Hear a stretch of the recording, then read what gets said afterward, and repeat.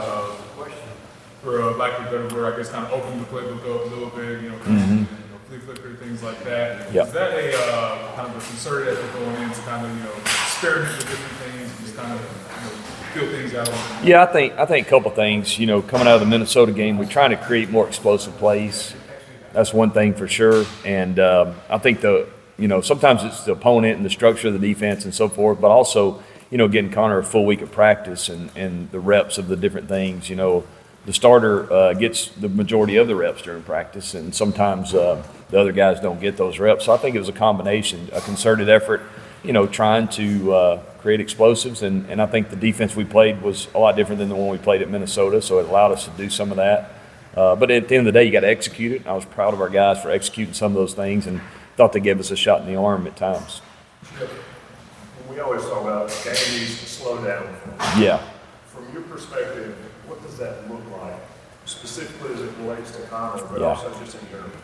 Yeah, I think for a young quarterback, any young quarterback, the more they play, it does slow down. I think you're right. And I think some guys, it slows down a little quicker or a little faster than others. Some guys come up right out of high school and they seem to play well as freshmen, and some guys it takes a year or two, and then they develop. Obviously Connor hadn't got the reps until really most recently this year, and I saw as the game went, I thought he settled in more, and I know he was excited to play, nervous energy, but in a good way. And I think the more he played, the more he settled in and the more comfortable he became. And I think with quarterback, it's really, protections, being able to feel the protection and understand the protection at the same time, keep your eyes downfield. That's hard for a lot of young quarterbacks, and I thought he made progress in that area and started to throw the ball accurately. I think early in the game he was nervous and excited, and at the same time we didn't help him a couple times early. But I thought as the game went, he progressed and it did slow down. And what you hope now is that he's got a lot of confidence because he got his first win, which is something that in the locker room he and I talked about and excited to get. And hopefully as we move forward, that confidence will continue to grow. And I think that comes naturally with getting reps and playing.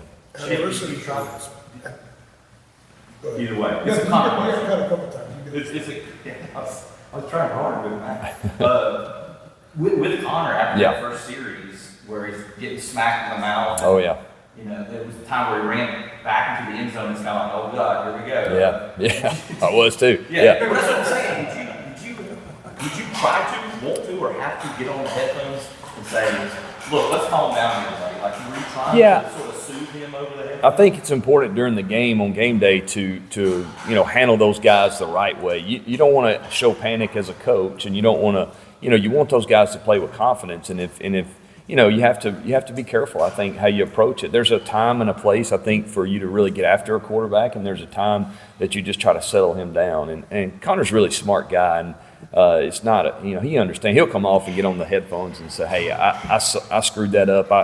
I next time I'll do this or whatever, and he's the first to point the finger at himself. But I think for him it was just, hey, settle down, we're good. It didn't start like we wanted, one of the worst starts you'd want probably for a new starter, but you saw how he rebounded, and then the next drive, I want to say it was that long drive we scored a touchdown on, and he made a great throw to Bryson. So I think he settled in pretty good, and part of that is just the maturity on his part to when you play quarterback, you have to move on from the previous play. You can't let that live and affect the next play, and I think that's really important. I thought he did a nice job of that. Jacoby got to come in on that last drive. Yeah. Big plays. Yeah. How close is he to where you guys want him to be? Yeah, he's getting closer. In fact, we had a discussion on the headset, Coach Brown and I, about letting him play the game. Not and I think they scored a touchdown there that made it where, hey, let's just try to run it and get out of there. But at the same time, we want to get him reps as we can. He's improved.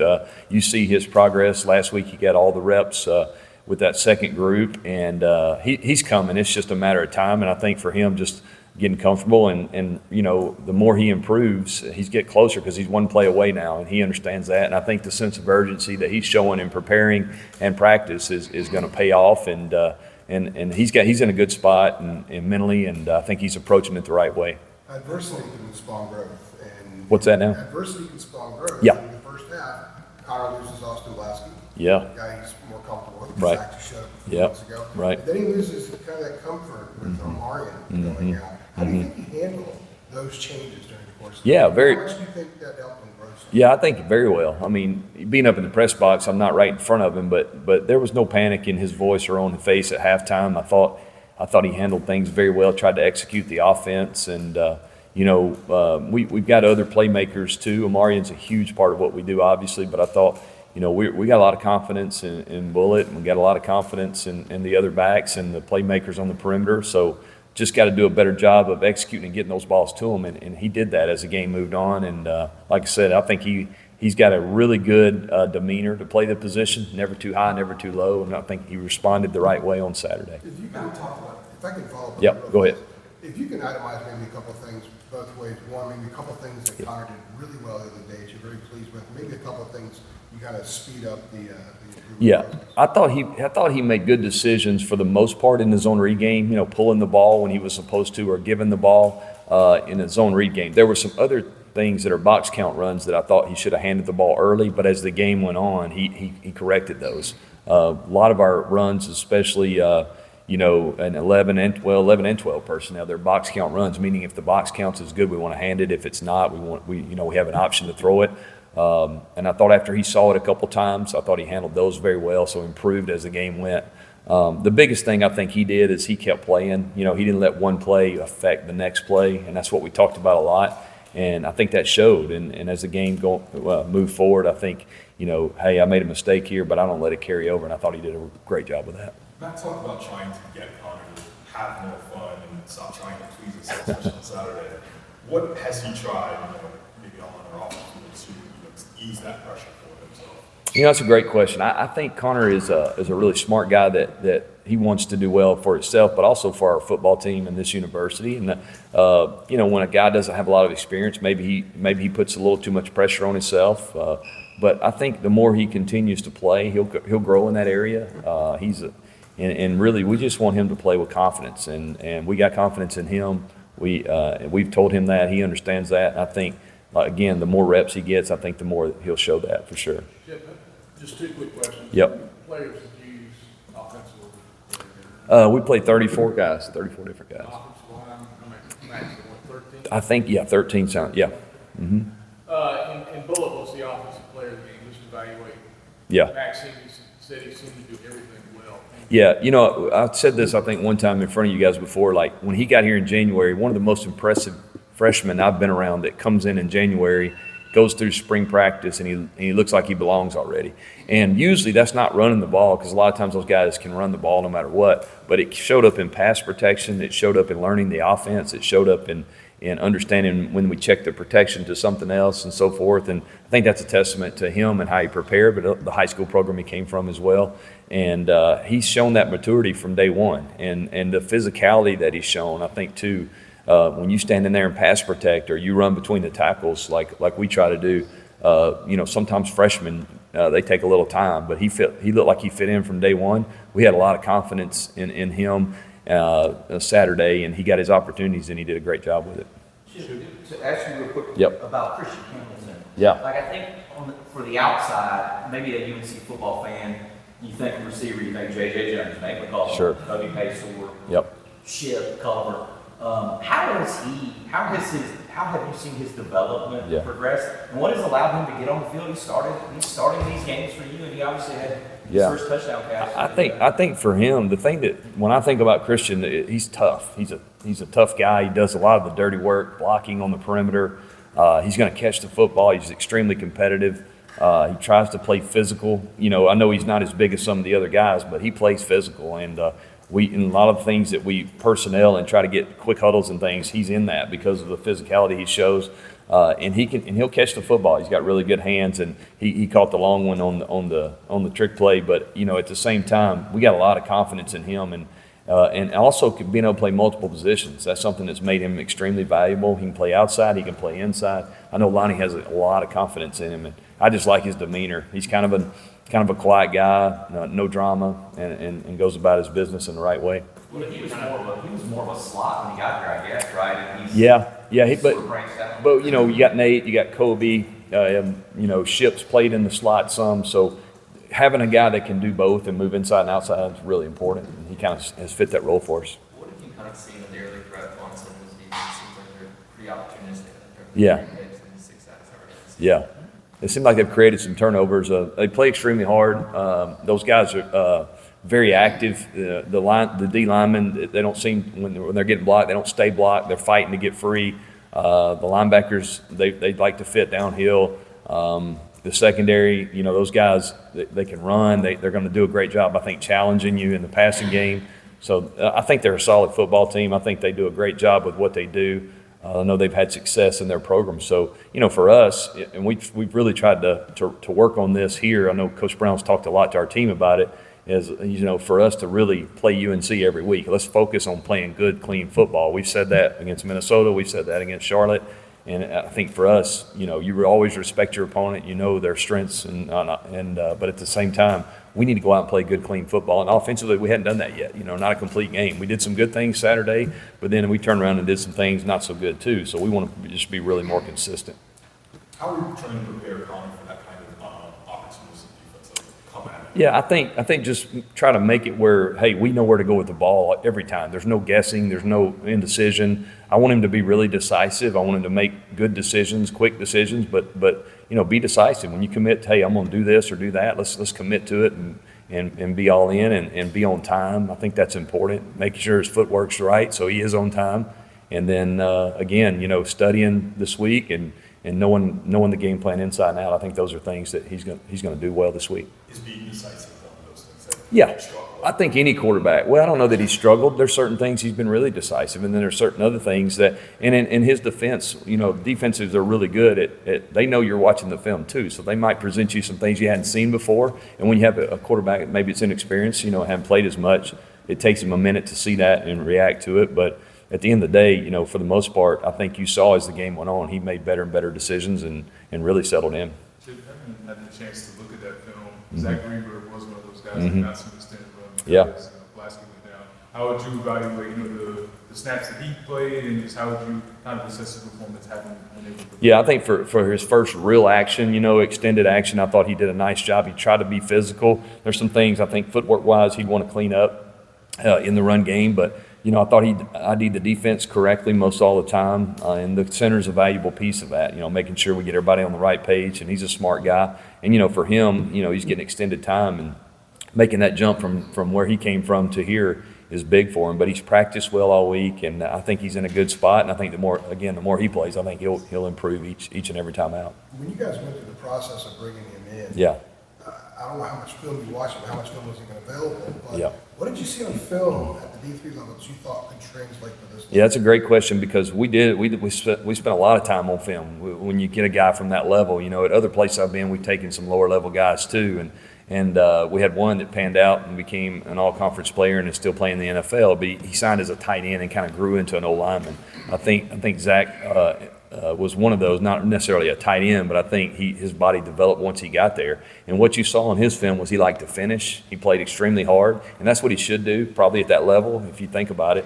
And he liked to play hard. He liked to finish people on the ground. He played extremely hard, and when you talk to him, he's a bright kid from the start. So we just felt like, hey, he's a great fit here, bring a lot of depth to the O-line, which we needed. And he has played. He has some experience, not at this level, but I think he's doing a great job of maturing each and every time out. Was there a level of confidence that just kind of struck you as well? Because I would think the most Yeah. guys to go from there. Yep. Here, think you could play. Agreed, That's yep. a pretty big jump. Yeah, I think you're right. I think his approach mentally, he is a mentally matured kid, and I think in his mind he felt like, hey, I'm a smart guy. I'm a tough guy. That's kind of what I am. I'll get used to the speed of the game and the size, and I think he's approached it each and every day. And you can see the confidence I think growing in him the more he plays as well.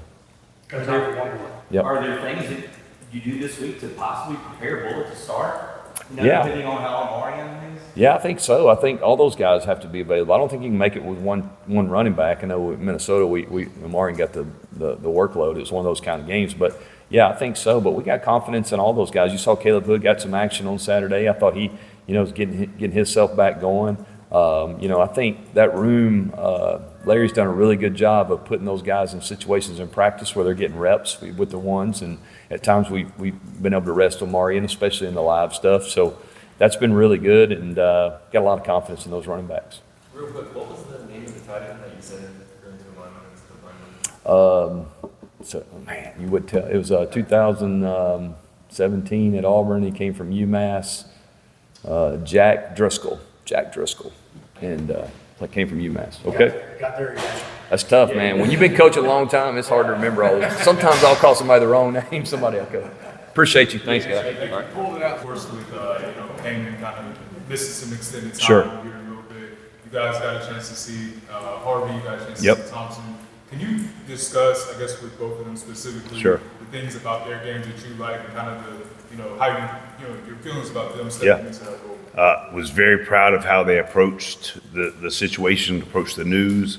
I didn't feel like the moment was too big for them. Tyler getting his first start in college and then Jay Brown playing a bunch of reps. I thought they handled it very well. There's been a consistent maturation in both of them over the past 8 months, and I think they were ready for the moment. They went out there and played really, really well.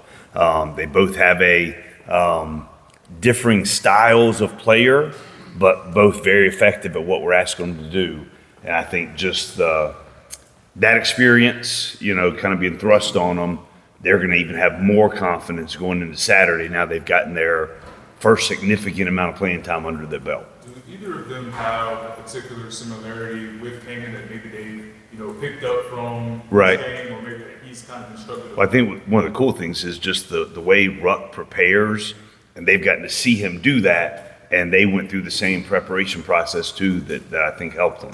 But I think they're different kind of players. They're really good players, and they both we'll use them in slightly different ways, but very effective. And I think just getting that, the first time you're ever thrust into playing a ton, there's probably a little bit of, whatever. But I think just moving forward, they're just going to cut it loose and play because they're both really good players. Stay on those two. I'm sorry. go ahead. I was just gonna say, Charlotte wasn't able to run the ball against you guys, but they were able to get some plays. Sure. How do you feel like overall assessment? Yeah, so my first note, and even what I said in the staff meeting yesterday, is way too many explosives. There were 8 explosive plays, 80% of their yardage, 80% of their first downs were off of 8 plays. So just the rest of the game, I thought the guys played lights out, but we can't have those, explosive plays. 4 of them were simply an issue of leverage. We're supposed to be outside leverage on the guy. If we have outside leverage on those 4 of those plays, there's no play. So just a learning experience, we're in game 2, just making sure that as the formations change, as the looks change, the leverage relative to where you are on the field should be consistent, and just play with the proper leverage, play with your help, those kind of things. Because on 2 of those 4, we had the kid doubled. So just play with the proper leverage. You got somebody inside of you, just play outside, and we have no issues. So just showing that globally as a unit, because I don't want ever us to have an explosive play against us and people start wondering why that happened. So we address those in front of everybody on defense so they all see it. Nobody panics. Okay, it was simply a matter of leverage. He lost his one-on-one matchup, whatever the case may be. I keep doing my job because we were this close on probably 8 of them with a lot of pressures from the D-line, a lot of pressures from the linebackers, and just play with leverage and depth and all that. Going back to Tyler and Jay Braun, you saying there's different players. They do. They look different and everything. But Yep. kind of strikes different. Right now, are you just letting them, they go out there and they have a straight series, they're doing everything, and Yeah. now you can start maybe figuring out what A little, so how our, each can fit in. yep, so what we do is every Thursday, we have a meeting called Playing the Players as a defensive staff. So we go through how we're going to play each guy that's in their room, okay? We played 25 guys on Saturday, which is awesome, right? We talked about playing a lot more players, we did it, and even early in the game, we just had guys rolling through. And what I do as a play caller, when I know Tyler's in the game, there might be certain things that I'll go to a little bit more if Jay Braun's in the game. Same thing with Jay Braun. I know Jay Braun's in the game. I know he does this really well. I do those kind of things and showcase those kind of things. Does that make sense? So, and I try to do that across the board, especially with the front 7. The things that we're going to do might look nuanced based on who's in the game. How do you balance that and also trying to kind of figure out what they can do? Because practice is Right. one thing, the game's a little bit different. So maybe something you would typically run for Jay Braun, you try running it for Tyler just to see if he can do it. Or Yeah, there should is it be. dangerous to try that in the game? I've done it for a long time, so that's how I've called plays for a long, long time. What I mean by dangerous, very quickly to clarify, meaning trying things, testing things in the course of the Yeah, game. we'll do that throughout the week. Yep, and get a feel for even all the way through. We got on Friday, we got 144 walkthrough reps. So we're seeing things that they can do, and just I always play quarterback during the walkthroughs, so I see their eyes and I know who's got the confidence in certain calls, who lights up when they see a certain call. So that I put that in my mental Rolodex. Okay, Jabron's in, we're doing X, Y, and Z. Tyler's in, we're going to do these kind of things. So we just play that game the whole way through. And the same thing on the interior. Like if Ritchie and Trav are in the game together, I'm doing these things. Scoob and Josh are in the game together, I'm doing these things. So it's just repetition, and that's how it works. Coach Collins, on the topic of consistency and maturation, can you talk about just Jabari Ritchie and how his development has been displayed these past few games? He's arguing the country with 5 sacks. And Okay. talk about him and what he's been doing for your team. Yep. So I think, first of all, Jabari is a tremendous young man. Every UNC alumnus and every student of this university should be proud that he's representing this great place. He works so hard. He has such a good demeanor. He's so positive. He works so hard. He prepares so well. The 1 sack he got late in the third quarter he was again the guy that was setting up the play for somebody else. But he got to the top end of that rush and used his technique, spun back, and he was rewarded with the sack, even though he was the one in the moment was being unselfish. I think it was to get Tyler free. Tyler did come free, but it forced the quarterback to move, and Jabari stepped in there and made a great play. And then on the first sack that he got, he was the punch contain player into the boundary.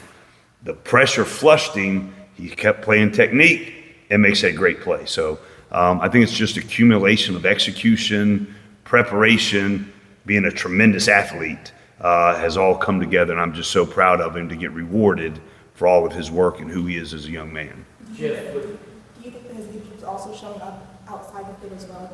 I think it always does. I think it always has. I mean, I think he's been one of the guys that's kind of been, Jeremy would know, been a constant in this program as a leader, as a role model, somebody that is just very poised, practices hard, plays hard, is just an all-around, just a great dude. Jeff, you made it a point when you got hired, whenever January, I guess January, to watch the defense, to really break it down. Yep. The defense you were inheriting. Yep. In terms of Ritzy and the player you inherited with Sure. him, what sort of evolution has this been for him from the guy you were watching on film from last year to Right. this dude you've seen in these first 2 games? Like, it seems like And I think it's kind of just been a consistent process. I dropped this stat yesterday. Since I got here in January, we've had over 8,000 reps, whether it be walkthrough, practice reps, scrimmage reps, whatever the case may be, that we've gotten to go through how we play our defense. The schematics, the techniques, the fundamentals. So they have all of those cumulative reps. Now they can just play free, see what the offense is doing, and go out and fly around and have fun. Because on game days, I want to be the one that does the thinking. I want them to cut it loose and play free and play fast. And I think you're seeing Jabari do that, executing at a high level, playing the concepts of the defense, playing with great fundamentals, but then being able to take that next step and express himself and make really good plays. Now, the celebration after the second one, he may have expressed himself a little longer than maybe needed, but he's having fun playing the game, and he's playing at a very, very high level. Jeff, what's the challenge at linebacker to build depth? I mean, obviously you got 2 Sure. studs there, but behind Yep. them has been kind of a struggle to find. Sure, and one of the first pieces is Amari and Power are playing at a really, really high level. Did we announce Amari as the player of the game, player of the week? Yep, so well-deserved, played lights out, had a ton of production. Power Eccles, I think everybody associated with Carolina football knows the kind of player he is. So that's been the challenge, and we've gotten, I think the young backers got, 10 to 16 reps on Saturday, and I think LaValle had maybe 8 in the previous game. So just throwing them in there, getting them exposure at it, and just keep building their confidence, keep building their growth. Because when they're at practice, they're playing really, really well, and just throwing them into the fire a little more will, I think, help their maturation and growth. But they're both really good players. Ashton Wood's a really good player. Cade Law is going to be a really good player. So we've got depth. Talk about with Chip, about the game slowing down for Harold. Do you see that with Navali and Short and those guys? I do. Coming around? Yep, and you guys probably haven't been at practice in a while just to see how we do the walkthroughs, but we try to get a ton of reps in a 10-minute period just to overload them with the scheme so they can execute it and they can just do it without even thinking. That's the part that we want them to be at. Amari's there, Power is there, where they hear the call, they know exactly all the adjustments, checks, and they go play fast. I think that next group is right there on the cusp of being at that level. Matt was talking about the physical transformation Travis has made. I guess he was towards a 370 in January. Yeah. Evaluating at 329. Right. I mean, that's not the timeline you've been here. I guess. Sure. What have you seen in terms of just a physical standpoint and mental standpoint of how Travis has evolved? Yeah, just the 8 months that I've known Trav, just his maturation, how he's matured, how he's approached the game is just been a consistent improvement climb. And just the way he's playing right now, I've been having listed down on my list right here to make sure I talk about, is he's executing at a high level, playing within the framework of the defense, but still being very productive and being very disruptive. Because a lot of the times when we're making tackles for loss, it's Trav that's just destroying the play. We go on the goal. We had 2 goal line stands on Saturday. Travis Shaw is at the nose, just taking up both gaps. Even though he's 40 pounds lighter, he's still a big, powerful man that is shooting back there and just creating disruption. They can't run the ball in there. And the other one I had down was Des Evans. I thought Des Evans played amazingly. Down in the goal line stands as well, Des Evans, him, Travis, Josh Harris, just ridiculous amount of push to keep him out of the end zone. So been very pleased with both of them, and really the entire defensive line, playing with fundamentals, playing with technique, playing with an edge, playing with an attitude, and just building walls so that our guys can run through and make plays. Was getting his weight down ever a conversation you guys had? Oh, absolutely. What was your advice with that? And, I mean, are you surprised he got down 40 pounds? I mean, that's No, I just think Ted Monachino, and you have gotten to know Ted, is an amazing defensive line coach.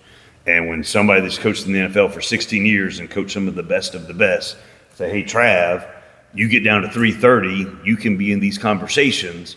When he says it, it has the gravitas, it has the weight, and the motivation behind it. And then our nutrition staff, Amber and Izzy and the rest of them, they do a ridiculously good job, not only with their guidance and their expertise, but their relationships with the guys and the trust factor that they have, and knowing that they have their best interest at heart.